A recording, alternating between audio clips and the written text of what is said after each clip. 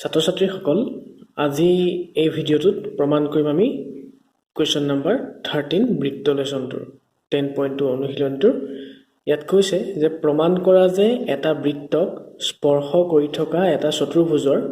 বিপৰীত বাহুবোৰে বৃত্তটোৰ কেন্দ্ৰত সন্মুখকৈ সম্পূৰক কোণ কৰে সম্পূৰকৰ ডেফিনেশ্যন মনত আছে নে বাৰু যে দুটা কোণৰ মাপৰ সমষ্টি যদি 180 ডিগ্ৰী হয় তেনেহলে কোণ দুটাক ইটো সিটোৰ সম্পূৰক কোণ বুলি কোৱা হয় গতিকে এতিয়া আমাক চিত্ৰত কি লাগিব এটা বৃত্ত লাগিব আৰু বৃত্তক স্পৰ্শ কৰি থকাকৈ এটা কি লাগিব চতুৰ্ভুজ লাগিব এইটো আমাৰ বৃত্তটো O কেন্দ্ৰীয় বৃত্ত আৰু O কেন্দ্ৰীয় বৃত্তক স্পৰ্শ কৰি থকাকৈ ABCD এটা চতুৰ্ভুজ মই আঁকি ললো তোমালোকে পেন্সিল আৰু স্কেল কম্পাসে ধুনীয়াকৈ চিত্ৰটো আঁকি লবা ABCD চতুৰ্ভুজটোৱে O কেন্দ্ৰীয় বৃত্তক স্পৰ্শ কৰিছে ধৰি ললো P বিন্দুত Q বিন্দুত R বিন্দুত আৰু S বিন্দুত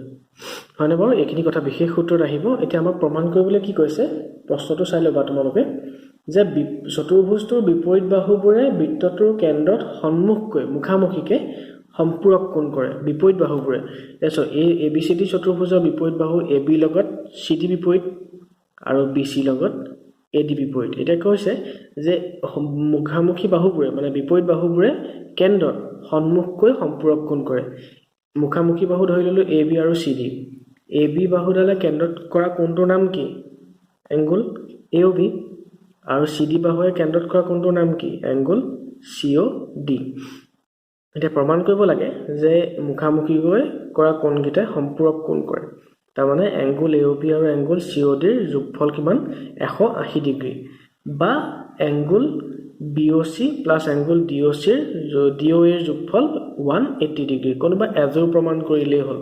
মই এজোৰকে প্ৰমাণ কৰিম এটা প্ৰমাণ কৰিবৰ কাৰণে আমি অংকন কেইটামান কৰিম অংকন কেইটা হৈছে কি এই যে O কেন্দ্ৰৰ লগত স্পৰ্শ বিন্দু চাৰিটা সংযোগ কৰি লোৱা ইয়াছৰ মই স্পৰ্শ বিন্দু চাৰিটা সংযোগ কৰি ইয়াত টোটাল 8টা এংগল উৎপন্ন হৈছে মই প্ৰমাণত মোক লাগিব কাৰণে মই গোটেই এংগল কেইটা নাম দি ললো 1 2 3 4 5 6 7 8 কে এতিয়া প্ৰমাণটোত আমি কি কৰিম সৰ্বপ্ৰথম এই যে ত্ৰিভুজ দুটা আছে এই ত্ৰিভুজ দুটাক মই সবাংগসম কৰি লৈ মই এংগল 1 টোৱে এংগল 8 টোৱে যে সমান হেতু দেখুৱাই লম গতিকে মোৰ প্ৰথম কাম হ'ব প্ৰমাণটোত এই ত্ৰিভুজ ORD আৰু ত্ৰিভুজ OSD টো সবাংগসম কৰা এয়া ত্ৰিভুজ ORD আৰু OSD মই সৰ্বাংগসম কৰিবৰ বাবে শৰ্ত লিখিছো চোৱা ORD ত্ৰিভুজ আৰু OSD ত্ৰিভুজৰ OR = OS OR ডাল আৰু OS ডাল কি হয় একে বৃত্তৰ ব্যাসাৰ্ধ লিখিছো কাৰণ সো O কেন্দ্ৰীয় বৃত্তৰ OR ডালে OS ডালে কি হয় ব্যাসাৰ্ধ হয় সো ইহত দুটা সমান আকৌ চোৱা যেহেতু বৃত্তৰ ব্যাসাৰ্ধবোৰ স্পৰ্শ কৰাৰ কাৰণে এটো স্পৰ্শ বিন্দু নহয় জানো গতিকে CD এডাল কি স্পৰ্শক ঠিক একে ধৰণে AD এডাল কি স্পৰ্শক গতিকে স্পৰ্শকৰ ওপৰতে ব্যাসাৰ্ধবোৰ কি হৈ যায় লম্ব হৈ নাযায় জানো উপপাদ্য মতে গতিকে এংগল ORD আৰু এংগল OSD টো 90 ডিগ্ৰী চোৱা লিখা হৈছে 90 ডিগ্ৰী কিয়নো বৃত্তৰ ব্যাসাৰ্ধ স্পৰ্শকৰ ওপৰত লম্ব আকৌ চোৱা OD ডাল কি হয় দুটা ত্ৰিভুজৰ সাধাৰণ বাহু নহয় জানো গতিকে এটো লিখা হৈছে সাধাৰণ বাহু শৰ্তটো কি পৰিলে তুমি এই বস্তুকিটা চাই দিয়াচোন কি ধৰণে আছে এংগল এটো 90 ডিগ্ৰী আৰু 90 ডিগ্ৰী হলে এটো সমকোণ ত্ৰিভুজৰ সাধাৰণতে অ বা সমকোণ অতিভুজ বাহু শৰ্তই আহে সো 90 ডিগ্ৰী সমকোণ অতিভুজ মানে সমকোণৰ বিপৰীতত থকা OD ডাল মই শৰ্ত হিচাপে ব্যৱহাৰ কৰিছো আৰু এডাল বাহু OR = OD OR = OS গতিকে সমকোণ অতিভুজ বাহু শৰ্ত মতে এই ত্ৰিভুজ দুটা সবাংগসম আৰু সবাংগসম হোৱাৰ কাৰণে এংগল 1 টো এংগল 8 টো কি হৈ গৈছে CPCT হৈ গৈছে ইয়াত লিখিবলৈ থাকি গল CPCT এতিয়া মন কৰা যেনেকে এই ত্ৰিভুজ দুটা সবাংগসম কৰি 1 টো 8 টো ইকুৱেল দেখালো ঠিক একে ধৰণে এই দুটা ত্ৰিভুজ সবাংগসম কৰি মই দেখাব পাৰিলো হেতেন 2 আৰু 3 ইকুৱেল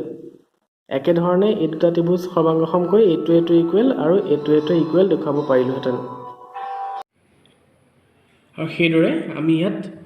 লিখিলো যে 1 = 8 ইয়াত 1 = 8 পালো আকৌ একে ধৰণে এই দুটা ত্ৰিভুজ হ'ব 2 = 3 4 = 5 6 = 7 এই কথাখিনি লিখি আমি ইকুৱেশ্যন নম্বৰ দি ললো এতিয়া চোৱা যে এটা বৃত্তৰ কেন্দ্ৰত সম্পূৰ্ণ কিমান ডিগ্ৰী উৎপন্ন হয় 360 ডিগ্ৰী উৎপন্ন হয় তাৰ মানে এংগল 1 ৰ পৰা আদি কৰি যদি মই এংগল 8 লৈকে যোগ কৰোঁ তেতিয়াহ'লে এনসাৰটো কিমান পাম 360 ডিগ্ৰী গতিকে এইখিনি ইকুৱেল টু 360 ডিগ্ৰী লিখিছোঁ যেটো বৃত্তৰ কেন্দ্ৰত 360 ডিগ্ৰী কোণ উৎপন্ন হয় এতিয়া অংকটো চাবা আমি প্ৰমাণ কৰিব লাগে যে angle AOB plus DOC equal to 180 degree ইয়াত চোৱাচোন AOB মানে এংগল 6 প্লাছ এংগল 5 আহিব আৰ DOC মানে এংগল 1 প্লাস এংগল 2 লাগিব গতিকে আমাৰ যে ইয়াত এই লাইনটো আছে দীঘলীয়া লাইনটো ইয়াৰ ভিতৰত আমাক কি লাগিব এংগল 1 লাগিব 2 লাগিব 6 লাগিব আৰু 5 লাগিব এই 3 4 8 7 এইকেইটা নালাগে 1 আৰু 2 যোগ হৈ থাকিলে মই তাৰ ঠাইত COD লিখিব পাৰিম আৰু 6 এ 5 এ যোগ হৈ থাকিলে তাৰ ঠাইত AOB লিখিব পাৰিম এতিয়া চোৱা এই ইকুৱেশ্যন কেইটা এতিয়া আমাৰ কামত আহিব 1 লাগিব 1 ৰাখিলো 2 লাগিব 2 ৰাখিলো 3 to নালাগে ন 3 ঠাইত আমি কি লিখিলো 2 লিখিলো 4 নালাগে 4 ঠাইত আমি 5 লিখিলো 5 তো আছে আগৰ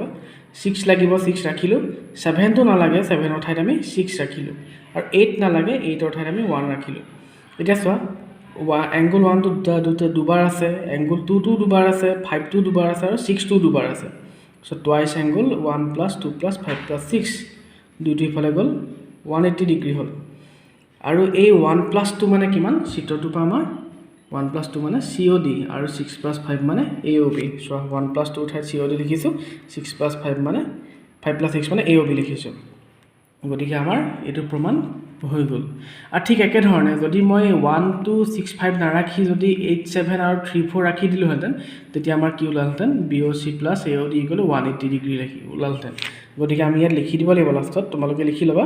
একেদৰে প্ৰমাণ কৰিব পাৰিছে কি বুলি লিখিবা angle BOC + angle AOD = 180 degree